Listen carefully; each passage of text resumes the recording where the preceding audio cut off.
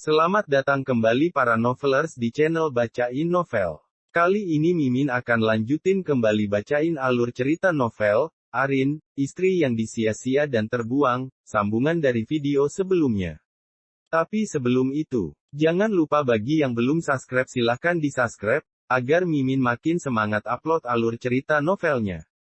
Dan jangan lupa juga, aktifkan tombol loncengnya agar kalian tidak ketinggalan update terbaru dari channel ini. Selamat menikmati alur ceritanya. Bab 7. Assalamualaikum, Bu. Arin masuk ke dalam rumah dengan menyeret koper miliknya. Bu Narsi yang melihat anaknya pulang dengan membawa koper kaget dengan kepulangannya kali ini. Waalaikumsalam. Arin, kamu kenapa pulang membawa koper? Tanya Bu Narsi, ibu dari Arin.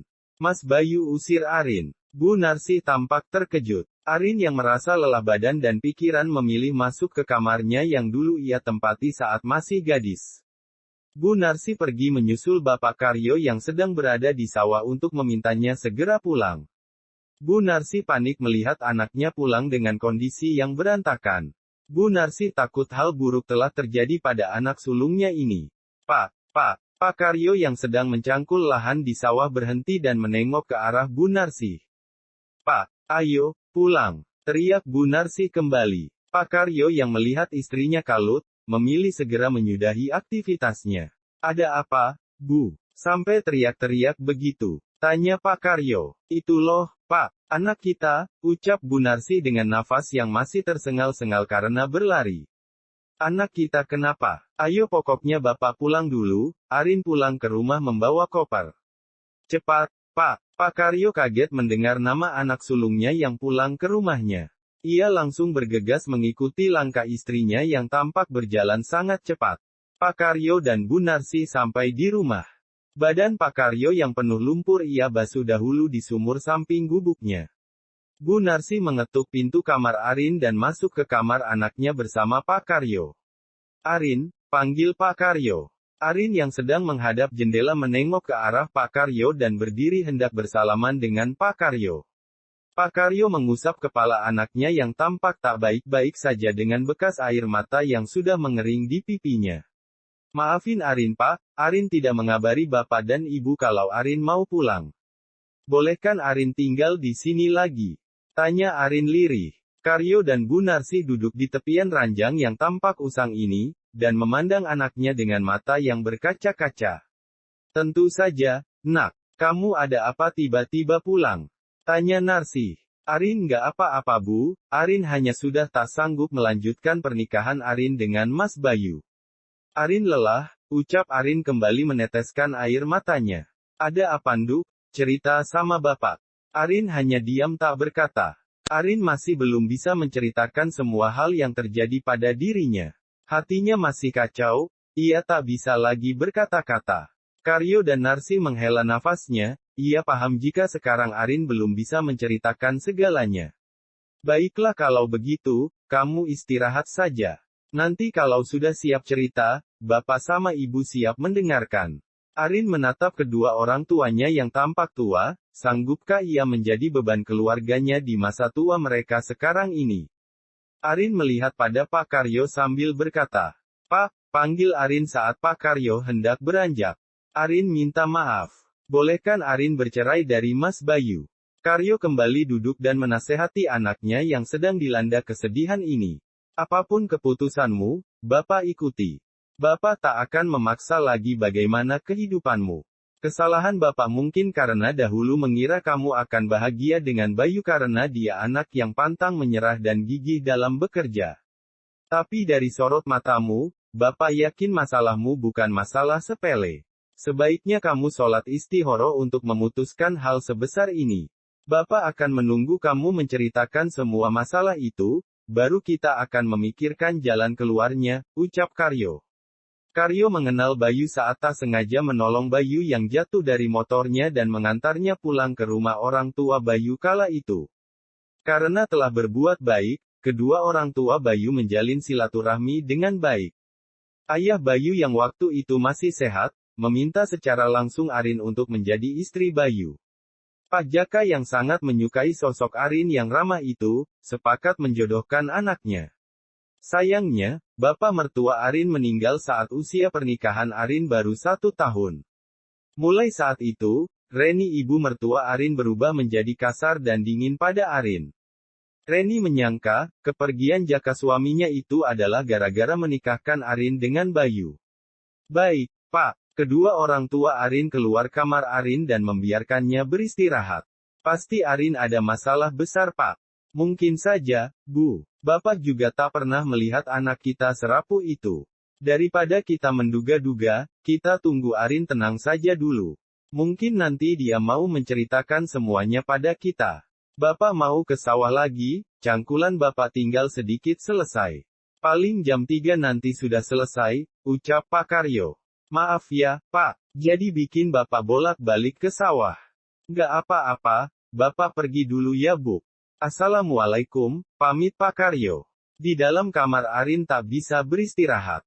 Ia masih memikirkan Agam yang tadi menangisinya saat hendak pergi. Sungguh hatinya tak kuasa harus setega ini, tapi mau bagaimana lagi.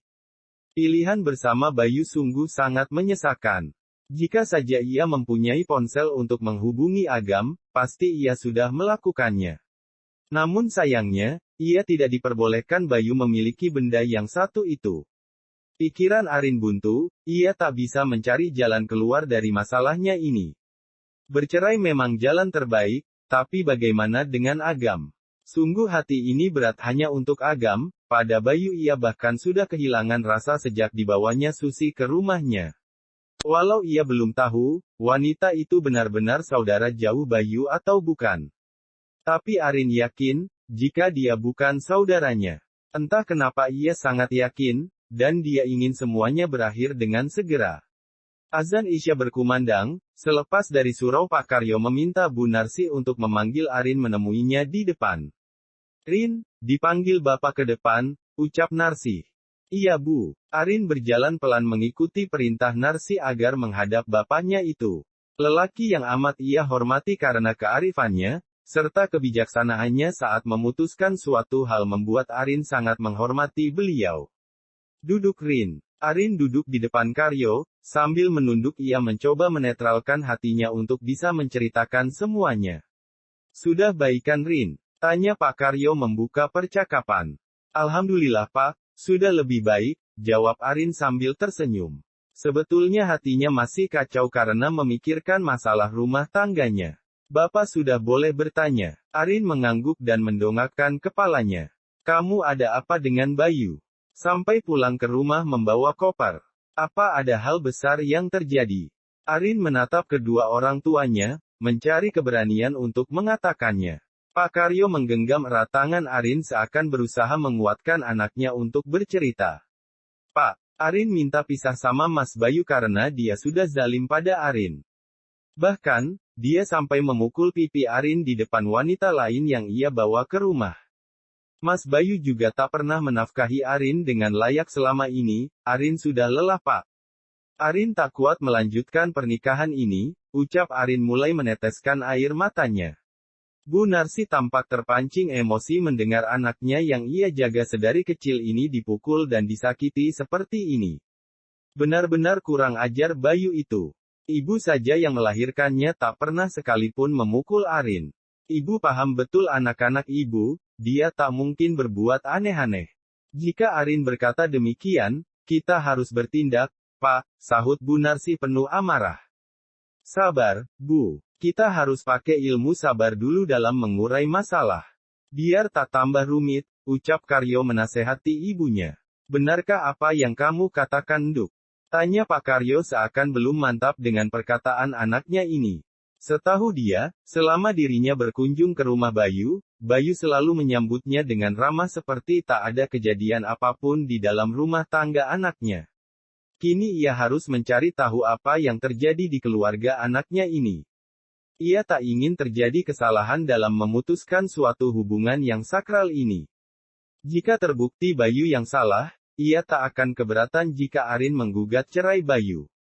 Justru ia akan mengusahakan agar semuanya segera berakhir. Pak Karyo tak ingin memutuskan sesuatu dengan terburu-buru apalagi dalam keadaan emosi. Besok ia akan ke rumah Bayu, mencari tahu hal apa yang sebenarnya terjadi. Bab 8. Pagi ini, Karyo berencana mengunjungi rumah Bayu seorang diri. Ia tak ingin Arin sedih jika nanti ia ajak ke sana. Biarlah hari ini ia hendak mencari tahu penyebab kemarahan Arin terhadap Bayu. Dengan menaiki ojek, ia bertandang ke kota tempat Bayu tinggal. Kota berlambang bunga Wijaya Kusuma ini tempat Bayu menetap, masih dalam satu kabupaten dengan tempat tinggal Karyo hanya ia di desa dan Bayu di kota. Ojek sampai di depan rumah Bayu, rumah tampak sepi dan hanya ada mobil berwarna putih yang ada di depan rumah. Karyo berjalan ke arah pintu, mengetuk pintu perlahan. "Assalamualaikum," panggil Pak Karyo. Tak ada jawaban dari dalam sana, membuat Pak Karyo kembali mengetuk pintu.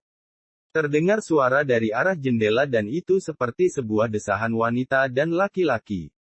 Tak ingin berpikiran buruk, Karyo hendak mengintip dari jendela. Ia tak bisa melihatnya karena jendela tertutup rapat oleh gorden. Tapi ia mendengar dengan jelas suara itu saat sudah mendekati jendela kamar. "Mas, kayak ada yang ketuk pintu tadi." "Ah, siapa jam segini bertamu sayang? Biarkan saja, kita lanjutkan permainan kita. Kamu di atas ya, Mas mau coba gaya yang lain." "Ih, Mas ini, udah 2 kali, nggak capek apa? Mas lagi kangen almarhumah istri Mas, kamu bikin Mas inget dia. Kamu sama persis dengannya, kamu nggak keberatan melakukan ini. Tapi janji, besok nikahin Susi ya." "Iya." Pak Karyo kaget saat mendengar menantunya sedang berindehoi dengan wanita di dalam sana. Ia paham betul suara itu benar-benar Bayu. Sekarang Karyo tahu, kenapa Arin pulang dengan membawa kopernya. Kesalahan Bayu sungguh sudah tak bisa dimaafkan. Kali ini, tak perlu berdiskusi dengan Bayu dan menanyakan masalah rumah tangga anaknya ini. Karena Tuhan telah menunjukkan langsung kebenaran perilaku menantunya ini. Pak Karyo meninggalkan rumah Bayu dengan perasaan yang begitu kecewa. Keputusan menikahkan Bayu dengan Arin benar-benar salah, kini Pak Karyo akan pulang dan membantu anaknya untuk menggugat cerai Bayu bagaimanapun caranya. Mengingat biaya perceraian yang lumayan memakan biaya banyak. Tapi ia sudah bertekad bulat, akan membuat Bayu benar-benar berpisah dan menyesali perbuatannya. "Bu, teriak Pak Karyo saat baru sampai rumah. "Kenapa Pak?" tanya Arin. "Ibu di mana?" ujar Pak Karyo. "Ibu lagi ke pasar, jualan jamu seperti biasa. Ada apa sih Pak?" tanya Arin penasaran. "Hari ini kita urus langsung perceraianmu. Bapak sudah tahu kenapa kamu marah sama Bayu, dan Bapak sangat setuju kamu menceraikannya. Hari ini juga, kita daftarkan gugatan cerai ke pengadilan. Ayo, biar Bapak temani." Tampak wajah kemarahan Karyo sangat tergambar jelas di wajah tuanya. Arin yang bingung dengan sikap bapaknya lantas bertanya. "Bapak ada apa tiba-tiba semangat gitu mendukung Arin bercerai? Bapak tadi dari rumah Mas Bayu?" tanya Arin penasaran. "Iya, dan lelaki seperti dia tidak pantas untuk anak sebaik kamu. Beruntung kamu belum punya anak, jadi tak akan susah nanti mengurusnya. Sekarang persiapkan berkas-berkas perceraian, kita berangkat sekarang," tegas Karyo. "Tapi, Pak, Arin tidak punya uang buat urus perceraian. Arin nggak bawa apa-apa dari rumah Mas Bayu. Cincin kawin Arin yang dari Mas Bayu kugadaikan dan sampai sekarang belum ditebus. Nggak usah pusing masalah biaya, nanti kambing Bapak jual saja dulu. Kapan-kapan kalau ada rezeki, Bapak beli lagi. Tapi, itu kan kambing bakal kurban Bapak tahun ini," ucap Arin sedih. "Bapak akan lakukan apapun buat kebahagiaan anak-anak Bapak. Jangankan kambing, rumah bahkan nyawa sekalipun Bapak ikhlas jika untuk anak-anak Bapak bahagia. Kalian harta paling berharga Bapak dan Ibu. Harta bisa dicari, tapi keluarga bahagia adalah tujuan utama Bapak dan Ibu berumah tangga. Sekarang, pakai uang hasil jual singkong dulu buat daftar, nanti setelah tahu jumlah semua rincian proses sidang baru kita jual." Arin meneteskan air mata haru, setulus inikah orang tuanya. Bahkan selama ini dirinya belum sekalipun membahagiakan mereka. Arin dan Pak Karyo menaiki angkot untuk sampai ke kota. Mendaftarkan diri mengajukan gugatan untuk perceraiannya. "Semoga Allah permudah urusan munduk," lirih Karyo saat baru memasuki gedung pengadilan agama. Arin melampirkan semua berkas yang dibutuhkan, dan untuk mempercepat jalannya persidangan ia harus menyewa pengacara. Bagaimana Pak? Biaya sewa pengacara pasti tidak murah. Apa Arin bisa? Bisa. Bismillah saja, ucap Karyo. Selesai mendaftarkan perceraian, Arin mampir di sebuah minimarket untuk membeli air mineral karena menunggu angkutan kota yang sedikit menyita waktu. Arin mengambil air mineral ukuran 330 ml, karena ia tak membawa uang banyak. Air mineral ini sengaja ia beli untuk bapak yang terlihat kepanasan. Arin lupa tadi tak membawa air minum dari rumah sehingga ia memilih membelinya saja. Ini saja Mbak, tanya petugas kasir. Iya, nggak usah pakai kantong ya, ucap Arin. Ia sengaja tak memakai kantong kresek untuk menghemat biaya yang akan dikeluarkan. Totalnya Rp3.000, ada yang lain. Sudah, itu saja. Ini uangnya. Arin memberikan uang pas kepada kasir dengan koin 500-an sisa kembalian yang ia kumpulkan dari Bayu. Maaf Mbak, ini uang 200-an, salah ambil kayaknya. Arin merutuki kebodohannya yang tak mengecek uangnya tadi. Oh, maaf Mbak, kalau begitu sebentar, saya minta sama Bapak dulu ya. Arin keluar minimarket dan menemui Pak Karyo untuk meminta uang 500. Seorang laki-laki yang berdiri di belakang Arin merasa iba, dan akhirnya membayarkan air mineral itu 2 botol. Ia lantas menghampiri Arin yang hendak masuk kembali ke minimarket. Ini Mbak, sudah saya bayar, ini satunya buat Mbak. Mungkin Mbak juga haus, ucap lelaki berwajah oval dan berkulit sawo matang ini. Loh, Mas, ini saya cuma beli satu, maaf ini kurangnya, ucap Arin memberikan uang pecahan 500 koinnya. Oh nggak usah Mbak, saya ikhlas. Mbak mau kemana memangnya panas-panas berdiri di sana? Mau pulang sama bapak saya, kebetulan angkotnya lama, jadi saya belikan air minum buat bapak. Arin, panggil Pak Karyo saat angkot yang ditunggu sudah tiba. Maaf Mas. Kalau begitu saya permisi, terima kasih bantuan air mineralnya. Arin berlalu pergi meninggalkan lelaki itu. Ini, Pak, minum dulu, pasti tadi haus, ucap Arin memberikan air mineral pada Pak Karyo. Terima kasih, Nduk. Arin melihat wajah lelah lelaki yang ia sebut bapak ini. Arin meratapi nasibnya yang memilukan dan kini ia harus bangkit dan bertekad bulat untuk membahagiakan orang tuanya. Arin dan Pak Karyo sampai di rumah sore hari. Bu Narsi yang melihat 2 orang yang sedari tadi ia tunggu akhirnya pulang. Assalamualaikum. Waalaikumsalam, jawab Narsi. Bikinin kopi, Bu. Bu Narsi bergegas ke dapur dan membuatkan secangkir kopi hitam kesukaan Pak Karyo. Arin yang merasa lelah langsung masuk ke kamarnya dan bersiap untuk mandi. Dari mana, Pak? Ibu sampai pusing cariin kalian. Pulang dari pasar rumah kosong. Ibu kira di sawah, disusul ke sana kok nggak ada, keluh Bu Narsi. Kita abis dari pengadilan, mendaftarkan perceraian Arin, ucap Pak Karyo menyeruput kopi hitam yang masih mengeluarkan asap itu. Bu Narsi kaget mendengar penuturan suaminya. Cerai. Iya, Bapak menyetujui keinginan Arin buat tidak melanjutkan pernikahan dengan Bayu. Bapak menyesal dulu meminta Arin menikah dengan Bayu, lelaki itu sudah menyia-nyiakan anak kita yang baik itu. Sebenarnya ada apa, Pak? Tadi Bapak ke rumah Bayu, ternyata yang dikatakan Arin itu benar, Bayu sudah berbuat zalim pada Arin. Memang Bapak ngapain di rumah Bayu? Tanya Bu Narsi penasaran. Sudahlah, jangan dibahas dulu, Bapak masih lelah, jawab Pak Karyo. Bu Narsi hanya dapat menghela nafasnya ketika suaminya sudah dalam mode diam. Itu berarti, ada hal besar yang sudah terjadi hari ini sehingga ia memilih menutup mulutnya terlebih dahulu. Bersambung ke bab 9. Terima kasih masih setia di channel ini. Sampai jumpa pada bab selanjutnya.